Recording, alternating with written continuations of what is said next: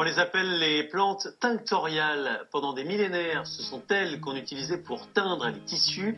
Ensuite, le pétrole est arrivé et la chimie a pris le dessus, mais elles sont en train de revenir en grâce en Provence. Démonstration avec Carole Benoît et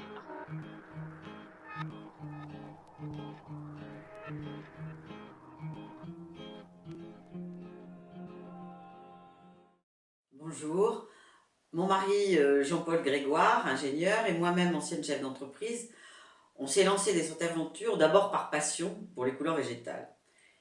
Et puis, de fil en aiguille, nous avons pensé que produire des colorants végétaux serait un beau challenge. Et un challenge tout à fait en phase avec le marché, très demandeur en produits naturels. La première raison de notre engagement a été le règlement de l'Union européenne REACH, adopté pour mieux protéger la santé humaine et l'environnement contre les risques liés aux substances chimiques, ce qui pousse effectivement bon nombre d'entreprises à se tourner vers des colorants naturels. Nos plantes tinctoriales sont cultivées en agriculture biologique et sont extraites avec un procédé innovant 100% naturel. Le premier colorant commercialisé est l'indigo de Provence, que nous vendons sous forme de pâte, une solution innovante qui a été validée par les industriels. Notre business plan est orienté sur 4 débouchés qui sont déjà très prometteurs. La teinture textile, qui a déjà permis de réaliser en usine la teinture de la bourdelaine pour Ardelaine, laine qui a ensuite été filée, des éponges en coton bio pour Aquanatura. D'autres projets sont en cours, mais qui nécessitent des développements. Le marché local, très touristique en Luberon, avec la vente de produits textiles teintés par nous. Un test a été fait en 2015 avec succès, étole en lin, en soie et laine, uniquement des produits en fibres naturelles tissés en France.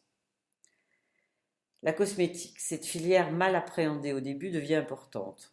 On a constaté que de nombreuses entreprises de cosmétiques sont intéressées par les propriétés médicinales de notre indigo. Des partenariats sont en cours. La peinture, pour les beaux-arts et le bâtiment, en partenariat avec Ocra à Roussillon. Il n'existe en effet pas de pigment naturel bleu. L'indigo est donc très recherché. Il convient également pour la savonnerie que nous avons testé avec l'UESS de Fort-Calquier.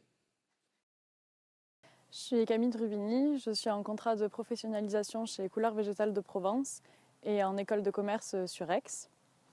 Étant passionnée par ce projet, je travaille avec Martine pour le développement et la commercialisation de nos produits. 25 000 € seraient nécessaires pour, d'une part, poursuivre le développement industriel avec les industries du textile et de la peinture. De plus, pour concevoir un outil de filtration de l'indigo qui est un pigment extrêmement fin, il faudrait une méthode beaucoup moins artisanale pour réussir à doubler notre rendement qui est pour l'instant de 350 kg à l'année. Et enfin, pour financer l'achat de matières premières pour réussir à rentabiliser l'entreprise, pour ensuite vendre des produits finis directement par Couleurs Végétales de Provence.